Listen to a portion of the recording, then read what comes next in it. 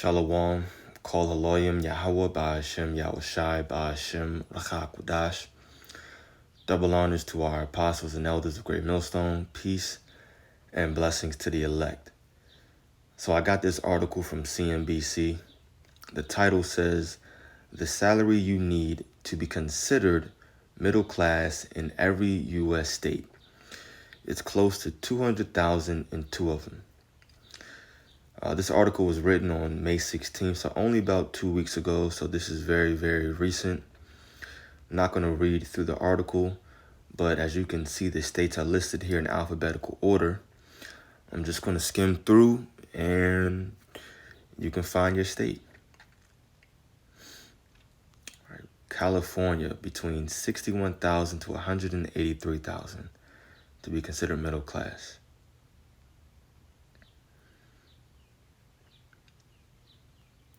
All right, let's go to my state, Maryland. 65,000 to 196,000. Massachusetts, 64,000 up to 193,000.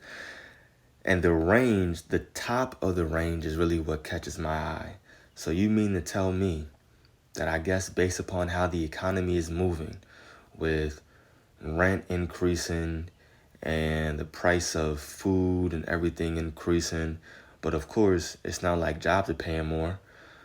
You're telling me that middle class goes all the way up to 196,000, 193,000. That don't make no sense. That shouldn't be middle class. You should be on the upper tier. You should be chilling. You should be cool. But then even the lower range, 65,000, just to be considered middle class. I think here in Maryland, the average salary, or maybe it's the average household, is like 55,000, something like that. So it's getting rough. It's getting rough. It's getting hard to live. And that's the whole point in this video. There's a reason why people's hearts are going to be waxing colder and colder. Esau Edom, the ruler of this current world right now, he's making it hard to live. And as the ruler of the world, that should be the one thing that you're not doing. You should be making it easy for people to live. You should be creating peace here on earth and allowing people to just thrive and live in abundance.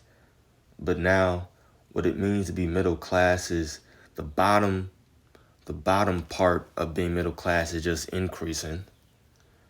Right? Everything's increasing. Then the top part is just increasing too. It's like money the dollar don't have the same value that it used to, even just a few years ago. And you know what people do. You get a new salary, you make more money, then what does Jake do? Jake just, really, everybody, majority of people, you get a new salary, new money, now you get an extra car, you move out of your apartment or your townhouse and you get something bigger. You upgrade your entire life. Majority of people do it. You want to show off and you feel like you've earned it. So now you just increase your expenses. And at the end of the month, it's like you're making the same exact thing that you were before.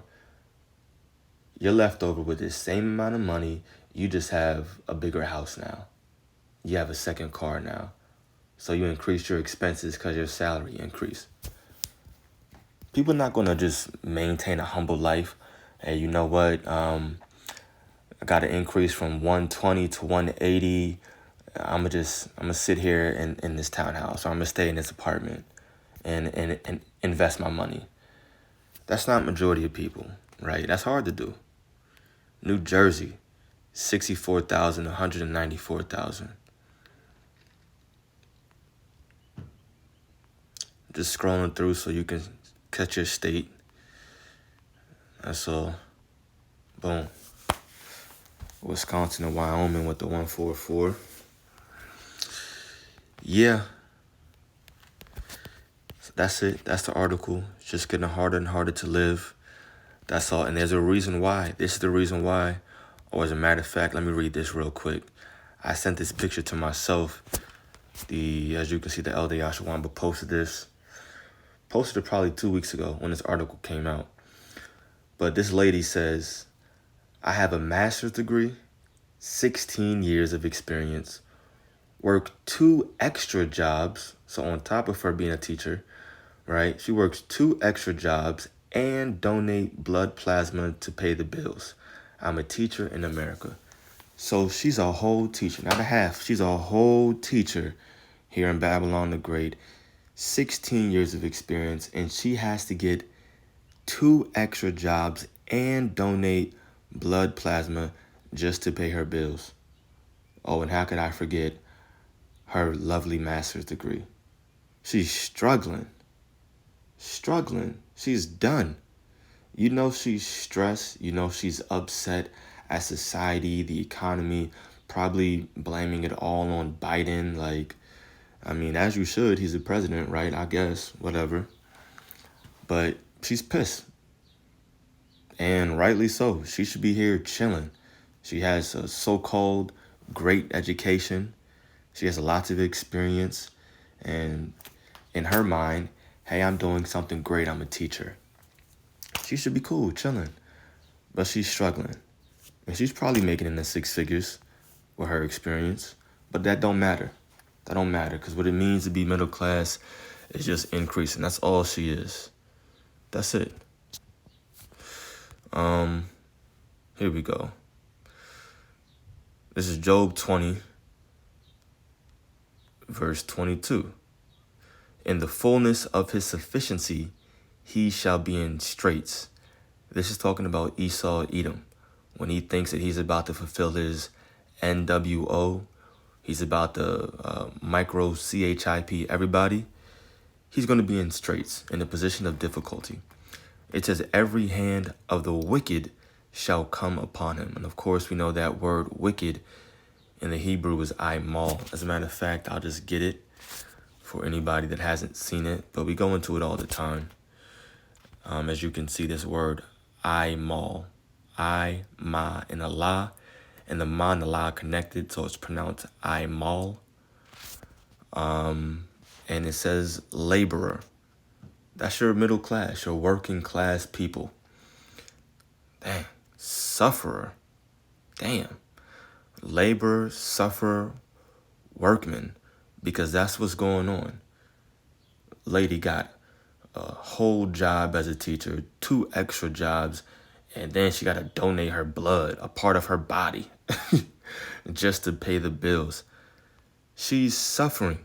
This is her, aimal, suffering. And they're going to, it's already turning.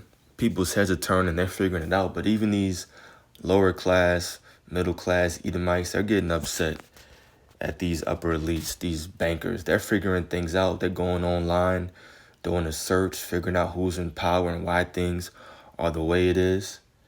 Yeah, everybody's going to come for the heads of these elites. And, it's already starting. People are getting upset with them. Everybody knows who they are. People know who are running the world now. Like when you mention the Illuminati, the elites, the banking family, a lot of people already know these names. The Rothschilds, Rockefellers, DuPont. Like, these are familiar names now. But it's only going to get worse for them because it's getting worse for people. It's getting worse for the aimal, the laborer, the sufferer, the workman. Throw that away and grab this one. Haggai 1 verse 6. Ye have sown much and bring in little. Ye eat, but ye have not enough. Ye drink, but ye are not filled with drink.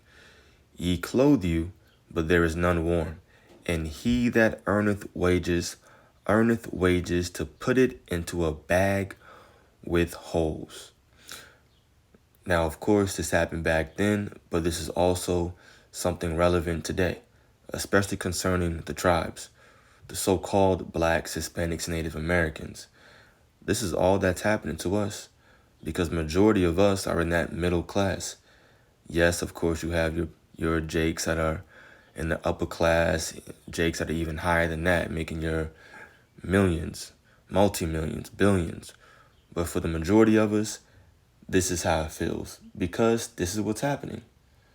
I mean, we live in a society where you have no choice but to pay taxes. Before you even get your paycheck, Not only that, you got to wait every 2 weeks to get paid. That's crazy. You wait every 2 weeks to get paid, and then before you even get paid, before you get to see how much money you're making, Esau, Edom, is taking out his portion of your hard work money. You working hard as hell for that money, putting in overtime, and Esau's taking money out first, getting his portion. And he ain't done nothing for it. And it ain't going to nothing. What is it, going to that collapsed bridge in Baltimore? Hell no. I know it ain't going over there. They just lying. Can't trust these devils. Worth nothing. But whatever. Got to do what you got to do in this society. Render unto Caesar what is Caesar. So pay your bills, pay your taxes, whatever. Just keep it pushing and wait for the Lord to return. What's next? Last precept. Let me jump over to the book of Isaiah. What do I want? 24. And I'm going to start reading at verse 7. This is the notion of what's happening right now. This is the feeling of what's going through the minds of the majority of the people, and it's only going to get worse. Isaiah 24, verse 7. The new wine mourneth, the vine languisheth, all the merry-hearted do sigh. As a matter of fact, let me read this in the NLT. I don't think I've done that in a while. Verse 7. The grapevines waste away, and there is no new wine. All the merrymakers sigh and mourn. The cheerful sound of tambourines is stilled. The happy cries of celebration are heard no more. The melodious chords of the harp are silent. Gone are the joys of wine and song. Alcoholic drink turns bitter in the mouth. The city writhes in chaos. Every home is locked to keep out intruders. Mobs gather in the streets, crying out for wine. Joy has turned to gloom. Gladness has been banished from the land. The city is left in ruins, its gates battered down. Yeah, this is currently what's happening right now, and it's only going to get worse and worse. And that's why the scriptures say in the book of Matthew, the 24th chapter, because iniquity shall abound, the love of many shall wax cold. Or the hearts, the love, one of them, of many shall wax cold. Yeah, as it gets harder and harder to live, you're going to see people looting and rioting, stealing, just acting crazy, going buck wild, till eventually you're going to get some kind of collapse here in Babylon the Great, and it's going to be a big one. The dollar is going to be no more. The stock market is going to be gone. People's investments are going to be down the drain, and then all hell is going to break loose. And that's what the scriptures call Jacob's trouble. But even before that, right now, we're seeing the beginning of sorrows. You drink, and it's just, for the majority of people, it just ain't the same no more, right? I don't drink, but hey, I just talked to a Jake not too long ago, going through it, older Jake. He was just not living right. I'll put it that way. But that's a lot of people. And because of the nature of my job, I'm talking to a lot of people, so I'm seeing more. But people are sighing, people are crying. Joy is being turned to gloom, as it said in verse 11. And this is why we push to wait for the Lord, strengthen your mind, ask the Lord to increase your spirit and give you more faith, because we're looking forward to the destruction of Babylon the Great, which the Bible calls America. Right? That's a code name for America in the scriptures. We're looking forward to the downfall of this place because, one, it's prophecy, and two, it means that Yahweh Shai is going to return and he's going to establish righteousness on earth. Then everybody's going to be happy, even the heathen. After they're put through their 1,000 years of captivity, they're going to be happy. They're going to be stronger. They're going to be bigger. They're going to have healthy minds. They're going to want to learn the ways of the Lord and the Israelites, and they're going to want to keep the laws. Hell, I was even talking to the bro Shamash last week, but they're going to go back to living like 400, 500, 600, 800 years old. They're going to be living 800 years, 900, whatever it's going to be. Probably won't see 1,000, a full day, but whatever. They're going to live longer, be healthier. They're going to be happy. And that's the point. So we have a lot to look forward to, but right now we see what's happening in society. And of course, this is just one part of it. Money ain't what it used to be. The dollar ain't what it used to be. Things are getting rougher. It's getting harder out here, but it is what it is. We're looking forward to it. So continue to build up your mind and be prepared to be uncomfortable, because that's what's going to happen. But the Lord has our back. So call Allah Yahweh Ba'ashem Yahweh Shai Ba'ashem Rakha. The belongings to our apostles and elders of Great Millstone. Peace and blessings to the elect. Shalom.